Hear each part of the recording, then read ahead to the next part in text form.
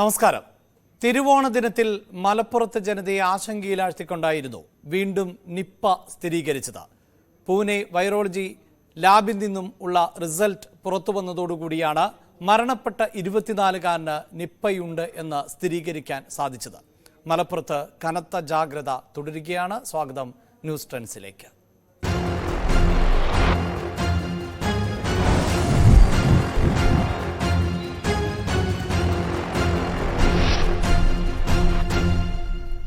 മലപ്പുറത്ത് നിപ്പ സ്ഥിരീകരിച്ച സാഹചര്യത്തിൽ മുൻകരുതൽ നടപടികളുമായി ആരോഗ്യവകുപ്പ് നിയന്ത്രണങ്ങൾ നടപ്പിലാക്കുന്നതിനെക്കുറിച്ച് യോഗം ചേർന്ന് തീരുമാനമെടുക്കും. തിരുവാലി പഞ്ചായത്തിലെ 4, 5, 6, 7 വാർഡുകളും മമ്പാട് പഞ്ചായത്തിലെ 7-ാം വാർഡും കണ്ടെയ്ൻമെന്റ് സോണുകൾ ആണ്. തിരുവാലി പഞ്ചായത്തിൽ പനി ബാധിച്ചവരെ കണ്ടെത്തുന്നതിനുള്ള സർവേക്ക് ഇന്ന് തുടക്കമാകും. CV അനുമോദാണ് വാർത്തയുടെ വിശദാംശങ്ങളുമായി ചേരുന്നത്. അനുമോദ്, രോഗം സ്ഥിരീകരിച്ച ശേഷം ആരോഗ്യമന്ത്രിയുടെ പ്രതികരണമുണ്ടായിരുന്നു. ഏതെങ്കിലും തരത്തിൽ ആശങ്കപ്പെടേണ്ട സാഹചര്യമില്ല, പക്ഷേ ജാഗ്രത പുലർത്തേണ്ട സമയമാണ്. അതായിരുന്നു ആരോഗ്യമന്ത്രിയുടെ പ്രതികരണം. നിപ്പ മലയാളികളെ സംബന്ധിച്ചിടത്തോളം പുതുമയുള്ള ഒന്നല്ല, എങ്കിൽ പോലും പുലർത്തേണ്ട ജാഗ്രതയുണ്ട്. ആ ജാഗ്രത ഏത് തരത്തിലാണ് മുന്നോട്ട് പോകുന്നത്? ഏതൊക്കെ തരത്തിലുള്ള നിയന്ത്രണങ്ങൾ, പരിശോധനകൾ നടക്കുന്നു?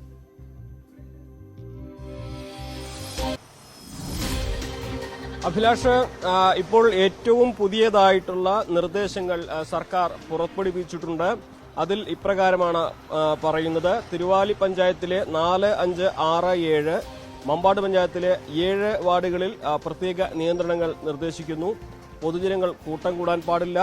വ്യാപാര സ്ഥാപനങ്ങൾ രാവിലെ 10 മുതൽ വൈകുന്നേരം 7 വരെ മാത്രമേ പ്രവർത്തിക്കാൻ പാടൂ.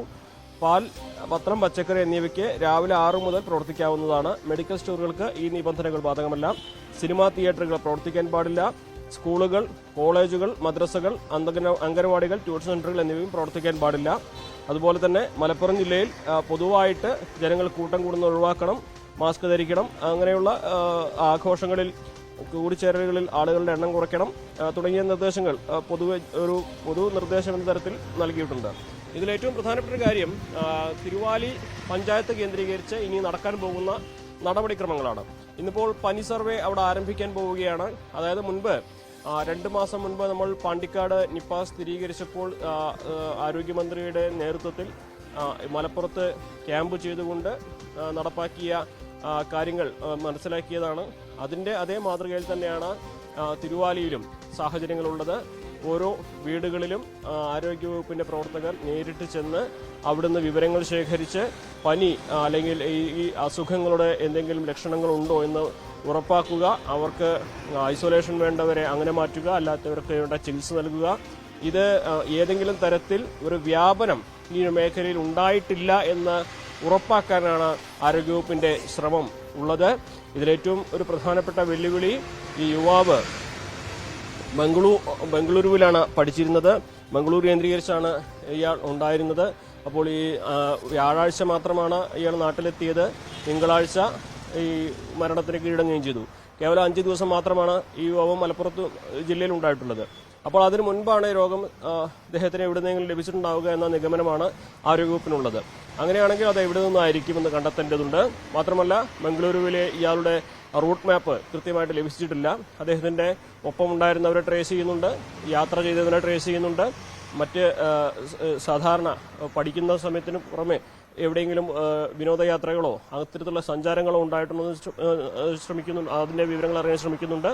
അപ്പോൾ അങ്ങനെ വളരെ വിപുലമായ തോതിലുള്ള ഒരു അന്വേഷണമാണ് നടക്കുന്നത്. ഇതിൽ വലിയ വെല്ലുവിളി ഈ രോഗം ബാധിച്ചാൽ ബംഗളൂരുവിലായിരുന്നു ഉണ്ടായിരുന്നത് എന്നതാണ്. മാത്രമല്ല, അദ്ദേഹത്തിൽ നിന്നും മറ്റ് വിവരങ്ങൾ നേരിട്ട് ചോദിച്ചറിയുവാനുള്ള ഒരു സാഹചര്യവും ഈ ചികിത്സയിലിരിക്കുമ്പോൾ ഉണ്ടായിട്ടില്ല. കാരണം മരണശേഷമാണ് നിപ്പ സ്ഥിരീകരിച്ചത്.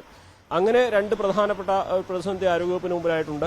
പക്ഷേ ഇവിടെ നിലവിൽ നാട്ടിലെത്തിയതിനു ശേഷമുള്ള റൂട്ട് മാപ്പും സമ്പർക്ക പട്ടികയുമാണ് തയ്യാറാക്കിയിരിക്കുന്നത്. സമ്പർക്ക പട്ടികയിലെ ആളുകളുടെ എണ്ണം 200-ലധികം വരും എന്നൊക്കെയാണ് ഇപ്പോൾ നമുക്ക് പ്രാഥമികമായിട്ട് അറിയാൻ സാധിക്കുന്നത്.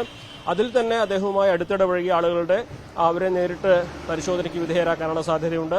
അവർക്ക് അസുഖത്തിന്റെ ലക്ഷണങ്ങളില്ലെങ്കിൽ അല്ലെങ്കിൽ അവർക്ക് അത്തരത്തിലുള്ള പ്രശ്നങ്ങളില്ലെങ്കിൽ നമുക്കത് വലിയ ആശ്വാസം നൽകുന്ന കാര്യമാണ്. കാരണം നേരിട്ട് സമ്പർക്കത്തിലുള്ള, അതായത് ഏറ്റവും അധികം ഇടപഴകിയ ആളുകൾക്ക് ഈ രോഗബാധ ഉണ്ടായിട്ടില്ല എങ്കിൽ നമുക്ക് നിപ മലപ്പുറത്ത് വ്യാപകമായിട്ട് അല്ലെങ്കിൽ ആശങ്ക നൽകുന്ന തരത്തിൽ പടർന്നു പിടിക്കില്ല എന്ന ഒരു വിലയിരുത്തലിലേക്ക് പ്രാഥമികമായിട്ട് എത്താൻ സാധിക്കും. അതിനുള്ള നടപടികൾ പുരോഗമിക്കുന്നുണ്ട്. നിലവിൽ ആശങ്ക നൽകുന്ന തരത്തിൽ ആർക്കും രോഗലക്ഷണങ്ങളില്ല. പനിയുണ്ട്, ചിലർക്ക് ചെറിയ ബുദ്ധിമുട്ട്, അത് പക്ഷേ നിപയുടേതായിട്ട് പറയാൻ കഴിയുന്നതല്ല. എങ്കിൽ പോലും അവരെ മഞ്ചേരി മെഡിക്കൽ കോളേജിലേക്ക് മാറ്റിയിട്ടുണ്ട്. അപ്പോൾ വിപുലമായ തോതിലുള്ള സാമ്പിൾ കളക്ഷൻ, അതുപോലെ തന്നെ ലക്ഷണങ്ങളുള്ളവരെ കണ്ടെത്തുക, അതേപോലെ റൂട്ട് മാപ്പ് തയ്യാറാക്കുക, അതോടൊപ്പം ഈ രോഗത്തിന്റെ ഉറവിടം കണ്ടെത്താനുള്ള നടപടികൾ പുരോഗമിക്കുന്നു. അതായത് അനുമോദ്, ഇതിൽ ഏറ്റവും പ്രധാനമെന്നത് അനുമോദ് സൂചിപ്പിക്കുന്ന പോലെ ഇപ്പോൾ ഈ രോഗലക്ഷണങ്ങൾ ഉള്ളവർ ഒന്നും തന്നെ അങ്ങനെ ഭയപ്പെടേണ്ട സാഹചര്യമില്ല എന്ന് പറയുന്നുണ്ട്. അതോടൊപ്പം തന്നെയാണല്ലോ ഈ പനിബാധിതരെ കണ്ടെത്തുക, അതുമായി ബന്ധപ്പെട്ട സർവേ നടപടികൾ, അങ്ങനെ ഉന്നത ഉദ്യോഗസ്ഥർ ഉൾപ്പെടെയുള്ളവർ, ആരോഗ്യരംഗത്തെ ഉദ്യോഗസ്ഥർ ഉൾപ്പെടെയുള്ളവർ ഈ പ്രദേശത്ത് തമ്പടിക്കുന്നുണ്ടോ? ഇനിയുള്ള പ്രൊസീജിയർ, അതായത് ഈ ഫീവർ സർവേ ഉൾപ്പെടെ ആരംഭിച്ചിട്ടുണ്ടോ? എന്താണ് മറ്റ് നടപടിക്രമങ്ങൾ?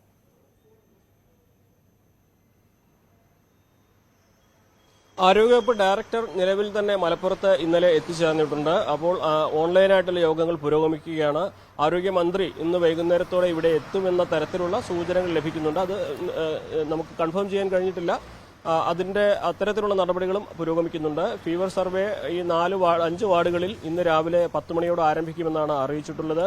16 കമ്മിറ്റികൾ അതിനുവേണ്ടി രൂപീകരിച്ചിട്ടുണ്ട്. അതിൽ ആരോഗ്യവകുപ്പിന്റെയും അതുപോലെ തന്നെ മറ്റ് കർമ്മസേനകളുടെയും പഞ്ചായത്തിലെ തന്നെ സന്നദ്ധ പ്രവർത്തകരുടെയും സാന്നിധ്യമുണ്ടാകും. ഈ മേഖല കേന്ദ്രീകരിച്ച്, ഓരോ മേഖലകൾ കേന്ദ്രീകരിച്ച് വളരെ വിശദമായി ഓരോ വീടുകളിലും ചെന്നെത്തി വിവരങ്ങൾ ശേഖരിക്കുക എന്നത് ആധികാരികമാകും. അടിസ്ഥാനപരമായിട്ട് എല്ലായിടത്തും എത്താനുമാകും.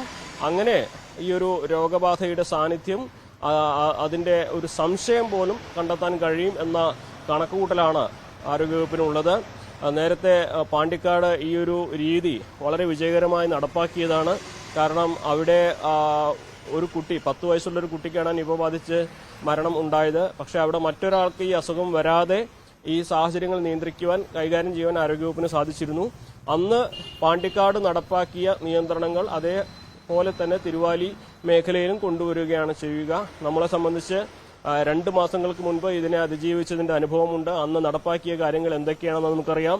നമുക്ക് അതിന്റെ രീതി അറിയാം, ഈ ഒരു രോഗത്തിന്റെ സ്വഭാവം അറിയാം.